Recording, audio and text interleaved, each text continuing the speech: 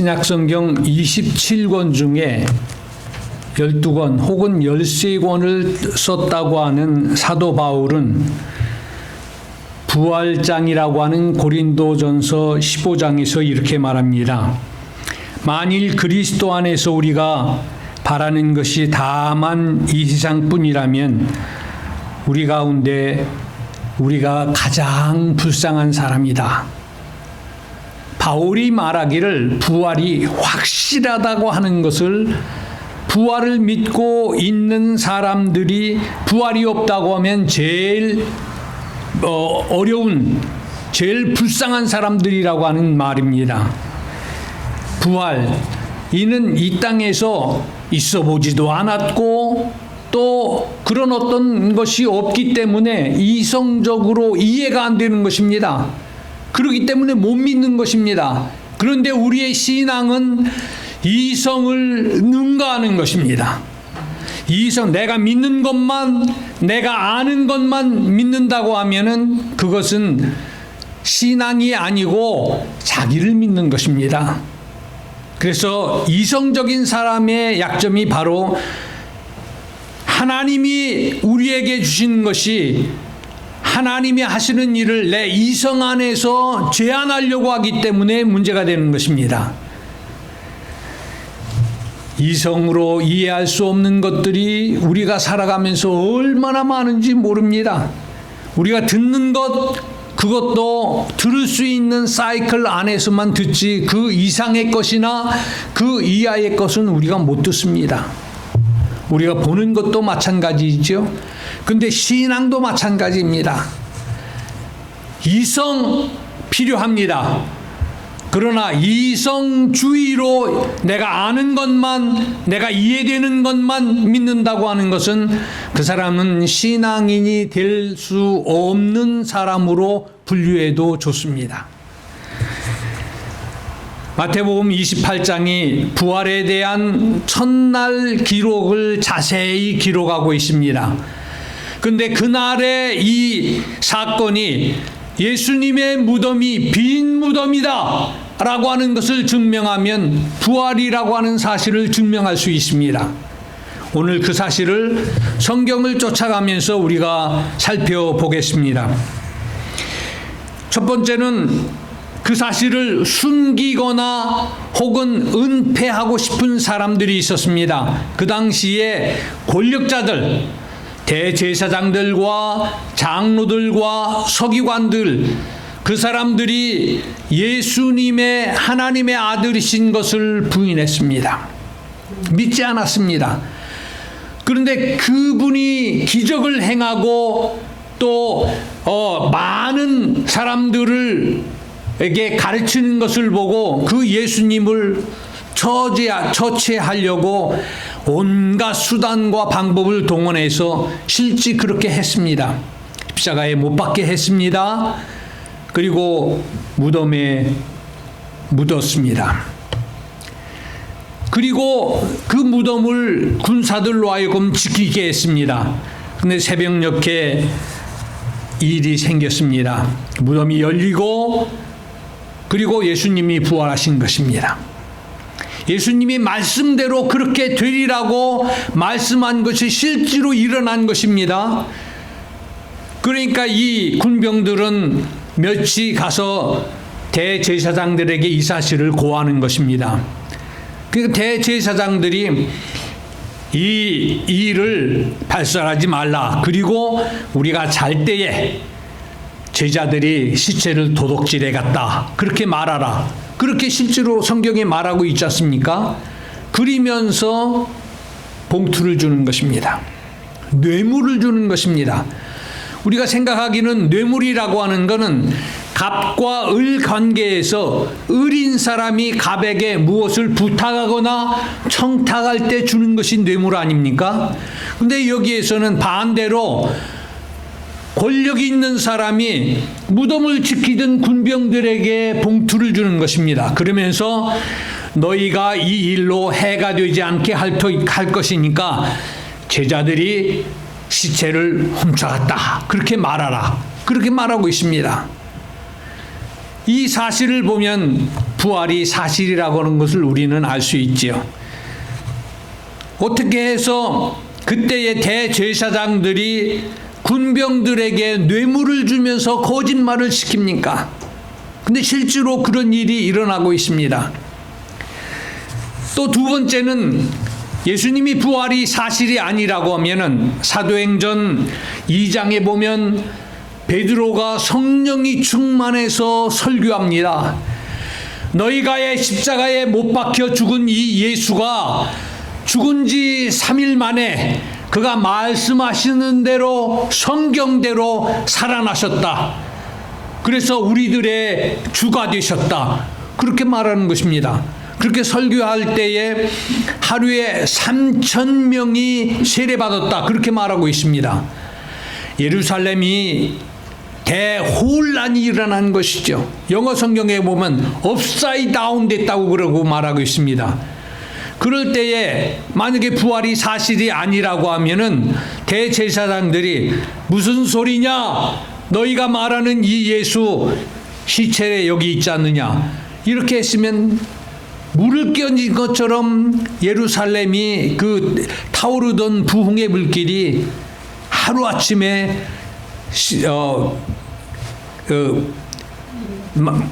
멈춰졌을 것입니다. 그런데 그걸 그렇게 못했어요. 여러분, 한 번 설교에 3,000명씩 교인이 늘어난다고 하면 얼마나 신났겠습니까? 얼마나 그 상황이 이 불도가니와 같았겠습니까? 3,000명 모이기도 힘든데 세례받은 사람만 3,000명이었다.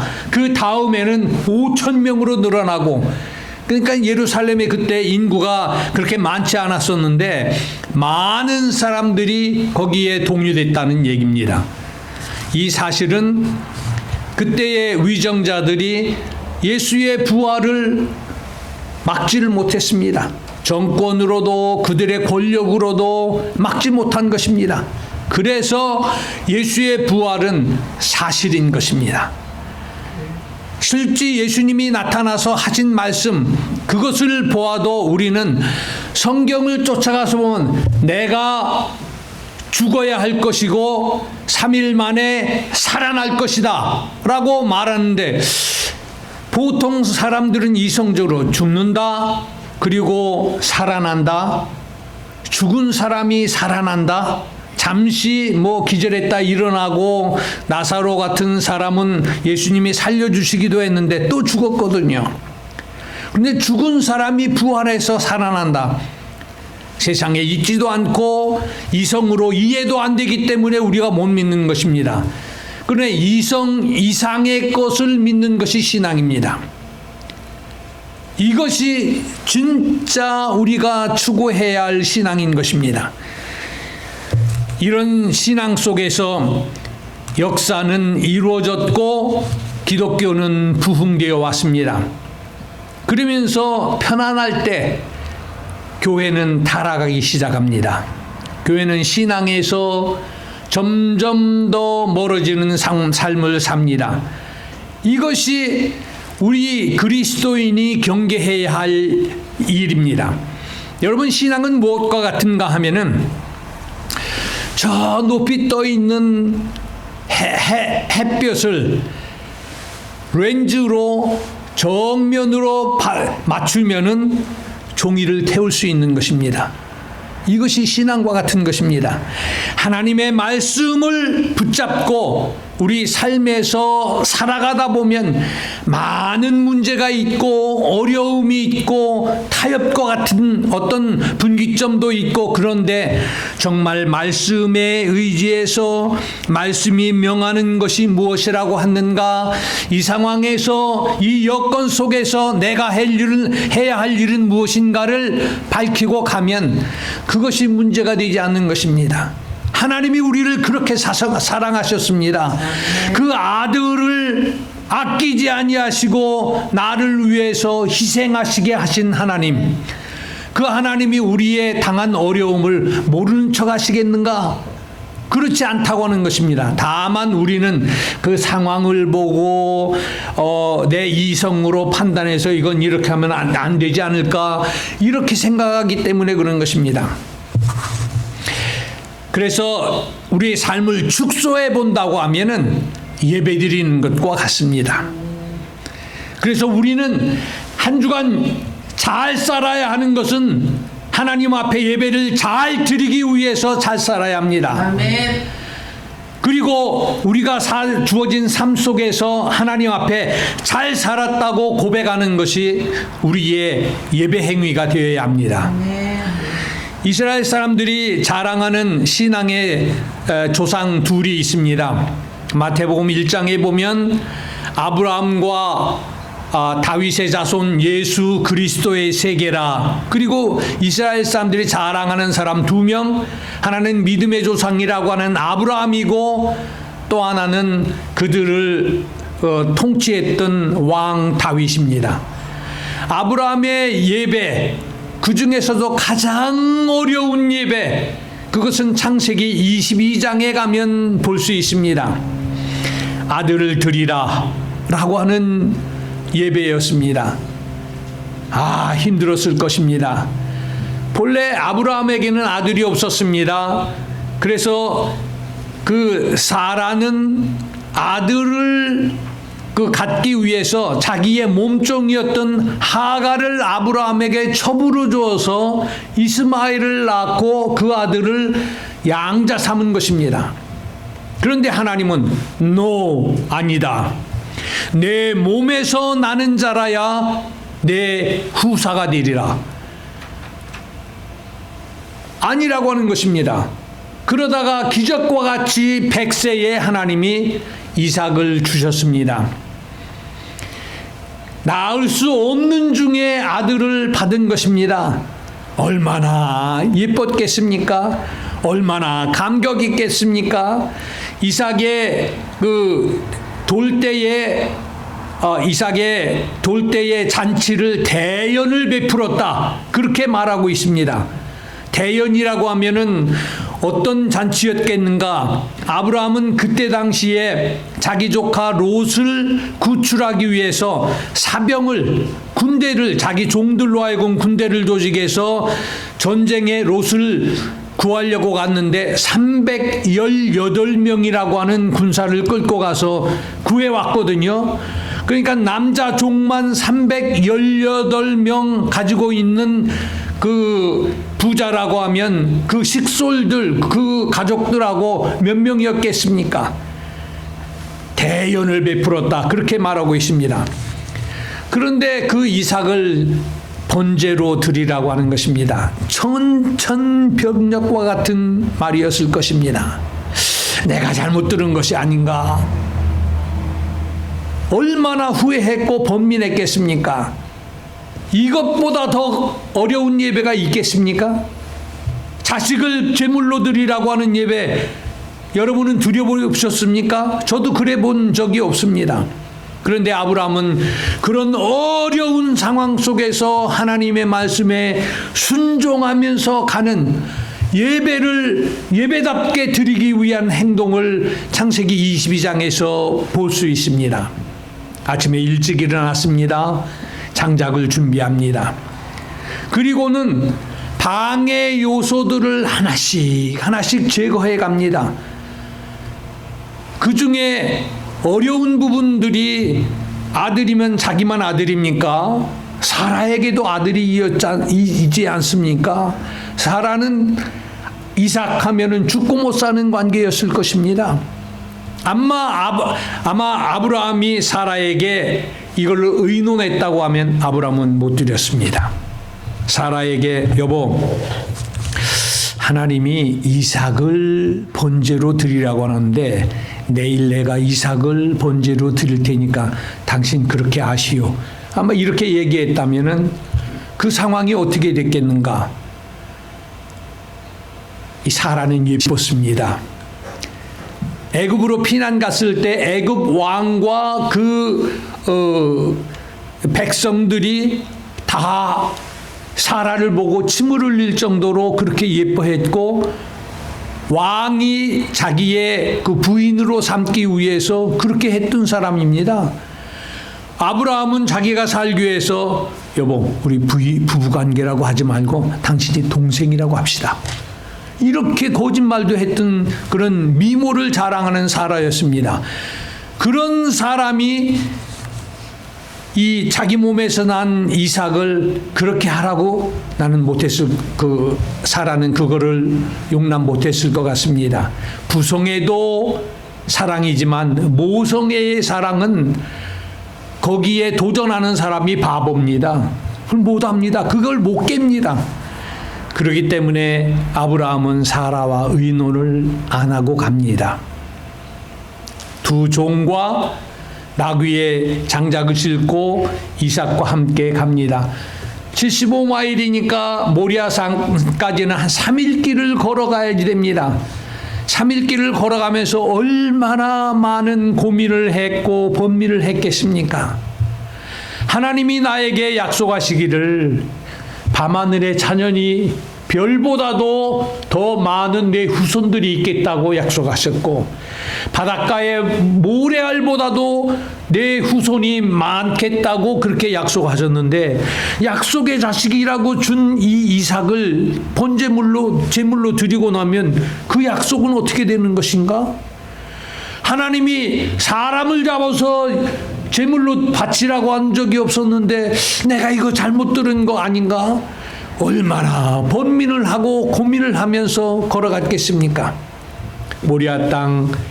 모리아산 입구에 와서는 두 번째로 같이 갔던 두 종들을 너희는 나귀와 함께 여기 머무르라. 내가 이 아이와 함께 가서 예배하고 돌아오리라. 그렇게 하고 종들을 제거시킵니다. 만약에 같이 가서 번제단을 벌려놓고 이삭을 칼로 찔러 죽이려고 했을 때 종들이 보기에 사람을 잡아 들인 적이 없는데 우리 주인 아브라함이 이 나이가 많이 먹어서 정신이 좀 어떻게 된 거 아닌가? 그러고 주인님 뭐 하시는 겁니까? 하고 팔을 뒤로 제치면서 못하게 칼을 뺏고 제거했다면 못 드렸습니다. 그런 방해 요소들을 제거하는 것입니다. 그리고 그 말 속에 내가 이 아이와 함께 가서 예배 드리고 함께 돌아오리라. 그렇게 얘기합니다. 여기에서 함께 오겠다고 하는 것은 뭡니까? 이 아이하고 같이 오겠다고 하는 얘기입니다. 이걸 아브라함이 제정신으로 한 얘기는 아닌 것 같아요. 이삭하고 둘이 이삭의 등에 장작을 메우게 하고 산으로 올라갑니다. 그러면서 이삭이 정말 아브라함이 힘든 돌직구를 하나 날립니다. 아버지, 하나님께 예배할 불과 또 나무는 있는데 예배할 어린 양은 어디 있습니까? 라고 묻는 거예요. 그때 아브라함이 참 막막했을 것입니다. 너가 재물이다 라고 말도 못하고 그때 아브라함은 하나님 핑계를 댑니다. 하나님이 자기를 위하여 친히 예비하시리라. 여러분, 하나님의 말씀에 따라서 순종하면서 되어질 때의 그 비결을 하나 가르쳐 드릴게요. 하나님 핑계 대세요. 하나님이 하라고 해서 내가 하는데 그거 어떻게 될지 그 다음 일은 나도 몰라. 근데 하나님이 알아서 하실 거야. 이 얘기예요. 하나님이 자기를 위해서 친히 준비하시리라. 이게 성경이 말하고 있는 대속의 신앙 아닙니까? 우리 죄를 위해서 예수님이 대신 죽으신 그것과 같은 것입니다. 그리고 갑니다. 한 단계 마음은 찹찹하고 정말 내 마음이 아닌 그런 상황 속에서도 그 말씀에 드리라 라고 하는 그 예배에 순종하고 나갑니다. 마지막에 장작을 벌려놓고 재물을 장작 위에 잡아놓아야 하는 그 상황에서 칼을 들었습니다. 어떻게 됐습니까? 하나님이 아브라함을 불러 멈추라. 그리고 말한 대로 순양이 수풀에 걸려있는 그 순양을 대신 제사 드리고 오지 않습니까? 이게 예배입니다. 이게 말씀에 순종하는 성령 충만한 그리스도인의 삶입니다. 아마 예배드리면서 내려올 때 아브라함은 그 발이 구름 밟고 내려오는 것 같았을 것입니다. 에이, 이럴 줄 알았으면 내가 괜히 고민하고 번민했네, 이랬을 것입니다. 그 내일은 안 가르쳐 주지만 다만 말씀에 순종하고 가는가, 그게 우리의 삶이라니까요. 우리의 삶이 그렇게 살아가는 것이 우리 그리스도인의 성령 충만한 삶입니다. 부활, 이거 과학적으로 증명하라, 나도 못해요. 그러나 나는 믿어요. 성경이 말했고, 성경이 예수님이 그렇게 되리라, 예수님 대제사장들과 서기관들에게 고난을 받고 죽임을 당하고 3일 만에 다시 살아나리라 하는 말씀을 수없이 했고, 또 그렇게 되어진 사실을 믿습니다. 그렇기 때문에 예수님의 무덤은 빈 무덤인 것입니다. 그 사실이 진리인 것입니다. 그런 그리스도인에게 오늘 긴 구절을 읽은 것은 마지막 절에 보면 너희가 그리스도인이냐? 그러면 이렇게 하라 라고 가르쳐 줬습니다. 너희는 모든 민족의 제자로 삼고 아버지와 아들과 성령의 이름으로 세례를 주고 내가 너희에게 가르친 것을 그들에게도 가르쳐 지키게 하라. 근데 우리는 주일날 교회 오면은 우리 할 일 다 한 것처럼 생각하지 않습니까? 여러분, 우리들의 삶이 바뀌어져야 합니다. 바뀌어지면서 우리가 해야 할 일이 있는데 그것은 예수의 증인으로서의 삶을 사는 것입니다. 여러분, 기도 제목이 있지요. 병 낫기를 위해서도 기도할 것이고 또 살아가면서의 문제가 있을 것인데 그 문제를 위해서 기도할 것입니다. 반대로 이렇게 생각해 보세요. 하나님이 너에게 너 그 병 왜 낫게 해줄까? 하나님이 너 그 문제 내가 왜 해결해 줄까? 라고 하면은 뭐라고 대답하겠는가? 내가 잘 살고 잘 살다 죽기 위해서 한다? 그거는 너무 미약한 대답이에요. 하나님의 증인으로서 삶을 사는데 이것이 필요합니다. 이렇게 내놓을 때는 증인으로서 살겠다는데, 당신이 명령한 명령에 순종하면서 살겠다는데, 살아가는데 이것이 문제인데 이것은 당신이 해결해 주셔야 되지 않습니까? 요렇게 되어야 기도 응답 받을 수 있습니다. 이거는 100%예요. 저도 여기서 교회 개척하고 그러면서 참 힘들었습니다. 교회 렌트비 안 되고, 저는 대학교에서 성경 공부를 오래 가르쳤습니다. 한 학기 모자라는 20년 했으니까 좀 오래 했지요. 학생들이니까 학생들이 헌금해봐야 얼마 되겠습니까? 렌트비도 내가 해결해야지 되고, 젊은 사람들이니까 먹는 건 정말 우람지게 먹고 감당하기가 너무 힘들었습니다. 그럴 줄 알았으면 이 목사님에게 진작 이 건물 양도하고 갔을 긴데, 그러다가 선교지로 나갔습니다. 선교지로 나가보니까 너무 좋은 거예요. 막 2시간씩 3시간씩 설교에도 그냥 눈 초롱초롱하게 뜨고 있고, 그러다가 북한 선교, 중국 선교를 제가 처음에 갔었는데 하다 보니까는 이 북한 사역을 안 할 수가 없는 거예요. 북한 사역이 걸리게 돼 있어요. 아침에 공원 한 바퀴 이렇게 도는데 웬 한 10대 중반, 한 15살쯤 된 아이가 와서 내 다리를 딱 켜짜면서, 아저씨 한국에서 왔죠? 아침 좀 사주세요. 너 강 건너 왔느냐? 그러니까 예. 너 혼자냐? 아니요, 친구 2명이 저기 있는데 하수도 구멍에서 널판지 하나 깔고 비닐로 하나 위로 뒤집어 쓰고 하나는 또 밑으로 뒤집어 쓰고 3명이 이제 끌어안고 자는 거예요. 추우니까. 그래서 데리고 와라. 내가 짐 사줄게. 그러고서부터 탈북자 사역이 시작됐어요. 애들은 뭐 어디 돌아다녀 잡히면은 북송되면은 사형이니까 그래서 성경 주고 읽으라고 그러고 먹을 거 주고 재워주면 되는 아이들이니까. 그런데 얼마나 또 말을 안 듣는지 먹을만하고 그러니까 왜 우리들한테는 고기를 안 주느냐? 당신들은 우리를 팔아가지고 선급이 받지 않느냐? 당신들은 고기 먹고 다니면서 우리는 왜 고기 안 주느냐? 이러는 거예요. 참 힘들다. 사람 변하는 게 어렵다. 그런 생각을 했습니다. 그리고 이 사람들을 가르치는데요. 사람이 그렇게 변치 않습니다. 열심히 해서 얘들이 한국 오면 천국 오는 줄 알거든요. 중국 있다가 잡히면은 뭐 자기들 사형될 수도 있고 그러니까 그래서 선교 모아가지고 얘들 그 한국으로 데려오는데 다 돈이거든요. 이게. 국경 넘기는데도 돈이고 또 중국 호구 그러니까 주민등록 만들어주는 것도 돈이고 그래서 한국 와서 젊은 아이들이니까 대학교 가게 하고 하는데 나중에 보니까 교회를 안 다니는 거예요. 한국에서 보니까. 이야 이게 뭔가 이렇게 애들 평균이 성경 100독이에요.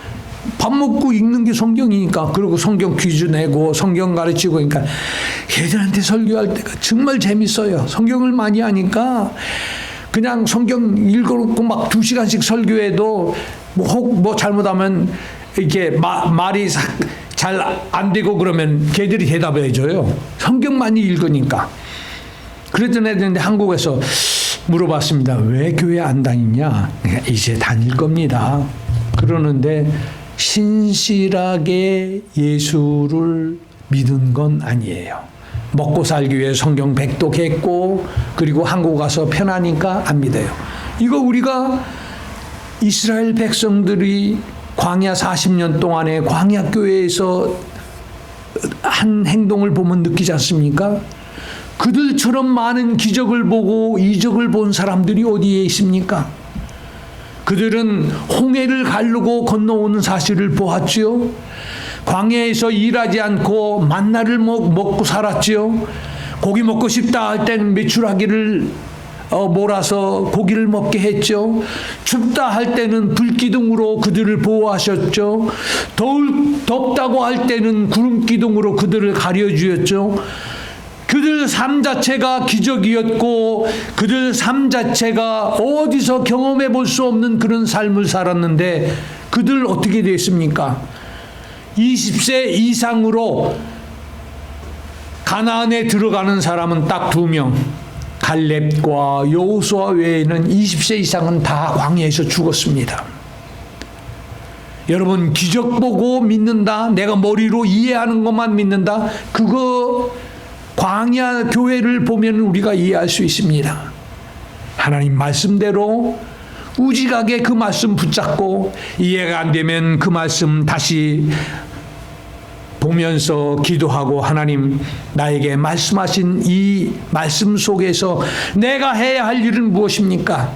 그 말씀에 내가 순종하게 해 주십시오.